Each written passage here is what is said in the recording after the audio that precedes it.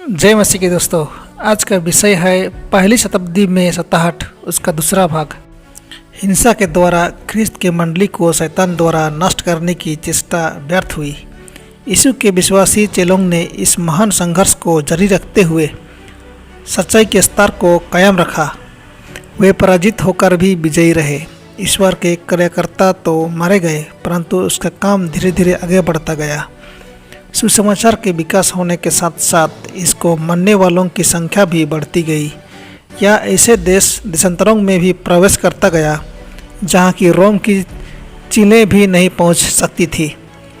गैर ईसाई शासकों की अर्जी करते हुए जो सताने में व्यस्त थे, एक ईसाई ने कहा, तुम हमें सता सकते हो, मृत्युदंड दे सकते हो, दोष लगा सकते हो, तुम्हारा अन्याय ही हमारे निर्दोष होने का सबूत है, ना कि तुम्हारी क्रूरता से तुम्हें कुछ मिलने को है। परंतु सताहट एक ऐसा जरिया है जिसके द्वारा अधिक संख्या में मसीही बनाए जा सकते हैं।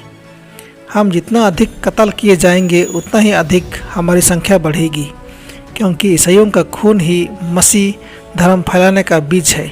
हम जितना अधिक कत्ल किए जाएंगे उतना ही अधिक हमारी संख्या बढ़ेगी, क्योंकि ईसाइयों का खून ही मसीह धर्म फैलाने का बीज है। हजारों लोगों को जेल में डालकर कत्ल कर दिया गया, पर उनकी जगह में और लोग मरने लगे। जो लोग अपने विश्वास के खातिर शहीद हो गए, वे यीशु के लिए चुने जाकर विजयी घोषित किए गए। उन्होंने अच्छी लड़ाई लड़ी। जब यीशु आएगा तो उन्हें विजय का मुकुट प्रदान करेगा। जो तकलीफ उन्होंने सही, उससे मसीही लोग एक दूसरे के नज़दीक और अपने उद्धारकर्ता के समीप भी आ गए। उनका जीवित उदाहरण और मरने के समय की साक्षी सदा सत्य की गवाही देते थे। जहाँ काम आशा थी, वहाँ शैतान की प्रजाएं अपना काम छोड़ देती थी और यीशु ख्रिस्त के झंडे तले उनका नाम दर्ज किया जाता था। इसलिए शैतान ने अपने झंडे को क्रिश्चियन चर्च में गढ़कर ईश्वर के राज्य के विरुद्ध सफलता पाने के लिए लड़ाई की योजना बनाई। यदि ख्रिस्त के चेलों को ठगने में सफलता मिल जाती तो वे ईश्वर को अप्रसन्न करने की और अगुवाई कर ले जाते। तब उनका ईश्वर के प्रति कृतज्ञता, समर्थ और विश्वास भी कमज़ोर होकर गिर पड़ता और वे आसानी से उसके शिकार बन जाते। जब यह महान शत्रु ज़बरदस्ती करने में असफल हुआ तो उसने नकली पान से अधिकार जमाने की कोशिश की। सताहट बंद हो गई और इसके बदले खतरनाक क्षणिक दुनियादारी, माया, लोभ और विलासिता को लोगों के मन में डालने लगा। जब वे दूसरे महत्वपूर्ण सच्चाई को त्यागने लगे तो मूर्ति पूजा का स्थान मसीही विश्वास में प्रवेश करने लगा। वे यीशु को परमेश्वर का पुत्र मानने लगे, उसके मृत्यु और पुनरुत्थान पर भी विश्वास करने लगे, परंतु पाप पर विश्वास न कर उसके लिए पश्चाताप करने की जरूरी नहीं समझे और मन भी परिवर्तन नहीं करने लगे। अपने पक्ष में और क्रिश्चियनों के पक्ष में कोई ऐसा रास्ता अपनाने की सोचने लगे जिसमें दोनों का कुछ कुछ मत लेकर यीशु मसीह के विश्वास को धरातल या टेबल पर ला सकेंगे। अब कलीसिया भयानक जोखिम में पड़ गया। इस समझौते के बनिस्पत तो जेल, अत्याचार, आग और तलवार ही आशीर्वाद का कारण बनता था। कुछ क्रिश्चियन लोग साहस के साथ उठ खड़े हुए और बोले कि हम ऐसा समझौता नहीं करेंगे। कुछ लोग इस पर इसलिए सहमत हो गए कि इसमें कुछ सुधार लाकर उन्हें क्रिश्चियन बनाने में मदद मिलेगी। यह समय सच्चे मसीहियों के लिए एक असहनीय वेदना थी। ढोंगी मसीही बनकर शैतान ने मंडली में झूठी शिक्षा फैलाकर मंडली के स्तर को गिराकर लोगों के मन को सच्चाई से भटका दिया। बहुत से मसीही लोग अंत में अपने स्तर को कम कर हिंदुओं और ईसाइयों के बीच एक मेल कायम कर लिए। यद्यपि मूर्ति पूजकों ने अपने को मसीही कहकर कबूल तो कर लिया, परंतु मूर्ति पूजा की भावना को न त्याग सकने के कारण यूसुफ, मरियम, यीशु और संतों की मूर्तियां स्थापित कर उनकी पूजा करने लगे। इस प्रकार मूर्ति पूजा की गलत खमीर मंडली में लाई गई और यह आगे भी प्रभावपूर्ण ढंग से चर्च में संपन्न होने लगी। गलत सिद्धांत, अंधविश्वास के दस्तूर और मूर्ति पूजा की विधियाँ मंडली के विश्वास और आराधना में शामिल किए गए। जैसे ही ख्रिस्त के अनुयायी मूर्ति पूजकों के साथ मिल गए, क्रिश्चियन धर्म का सिद्धांत दूषित हो गया और मंडली ने भी अपनी पवित्रता और क्षमता को खो दी। इतने पर भी कुछ ऐसे लोग रहे जो इस प्रकार के भ्रम में नहीं पड़े। उन्होंने अपनी आस्था या विश्वास को जारी रखते हुए सुसमाचार की सत्यता के मुताबिक सिर्फ ईश्वर ही की आराधना की। जो अपने को ईसा मसीह का अनुगामी मानते हैं, उनके बीच में हमेशा दो दल के लोग रहते आए हैं। जब एक वर्ग के लोग यीशु के जीवन चरित्र का अध्ययन कर अपने जीवन की गलतियों को सुधार कर उसके नमूनों पर चलते हैं, वहीं दूसरे वर्ग के लोग उनकी सरल शिक्षा और अभ्यासों को इनकार करते हैं और उनके आचरण में गलतियां दिखाते हैं।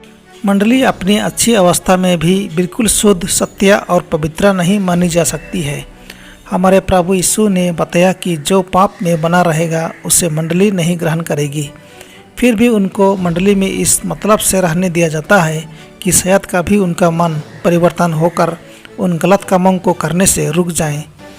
उन 12 चेलों के बीच में भी एक धोखेबाज निकला। यहूदा इस्करियोती को भी इसी मतलब से 12 चेलों के बीच रहने का मौका दिया गया था, ताकि यीशु के नमूने से कुछ पाठ सीखे, अपनी गलतियों को सुधारे, पश्चाताप कर स्वर्गीय आशीष पावें, सच्चाई का पालन कर अपनी आत्मा को शुद्ध कर सके।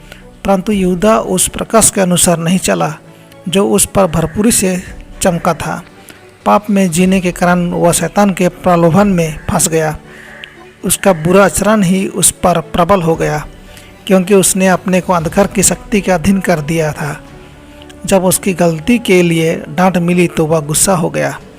इस तरह से उसने अपने गुरु को पकड़वा कर भयंकर गलती कर डाली।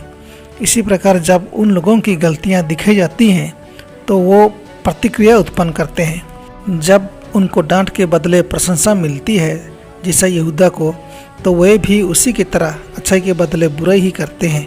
प्रेरितों ने मंडली में उन लोगों से लड़ाई की जो दिखावटी धर्म मानते थे, पर भीतर ही भीतर पाप में डूबे रहते थे। हननिया और सफीरा ईसों में से ही थे, जो मन में तो ईश्वर के लिए संपूर्ण रूप से दान देना चाहते थे, परंतु चुपचाप से अपने लिए कुछ अंश रख छोड़ते थे। इन ढोंगी क्रिश्चियनों का वास्तविक चरित्र चेलों को मालूम हो गया। ईश्वर की ओर से न्याय होने से इन दोनों का अंत हो गया और मंडली की अभद्रता भी शुद्ध हो गई। यीशु ख्रिस्त के इस प्रकार के न्याय से मंडली के बहानेबाजों या ढोंगी धर्म मानने वालों में बड़ा भय छा गया। यीशु मसीह की लगातार उपस्थिति पर भी इस प्रकार से लोग मंडली में नहीं ठहर सके, और जब सताहट और कसौटी आई तो सिर्फ वे ही लोग मंडली में टिक सके जो अपना संपूर्ण रूप से त्याग करने के लिए तैयार थे। इस प्रकार से जितने दिनों तक सताहट जारी रही, मंडली पहले की तुलनात्मक दृष्टि से शुद्ध बनी रही। परंतु जब सताहट बंद हो गई तो बहुत से लोग मसीही धर्म को ग्रहण करने लगे। अब इन लोगों में भक्ति की भावना कमज़ोर होती थी, इसलिए शैतान को अपना पैर जमाने का अच्छा मौका मिल गया। परंतु ज्योति के राजकुमार और अंधकार के राजकुमार के बीच कोई समझौता नहीं था, और न उनके चेलों के बीच कोई समझौता हो सकती थी। जब क्रिश्चियन लोग ढोंगी क्रिश्चियनों से जो हिंदू धर्म से आए थे उनसे मिल गए तो सच्चाई के रास्ते से दूर होते चले गए। शैतान को इस बात पर बहुत खुशी हुई कि उसने यीशु के बहुत से चेलों को ठगने में सफल पाई। तब उसने अपनी शक्ति को उन पर जो सच्चाई को मानते थे लागू कर सताने लगा।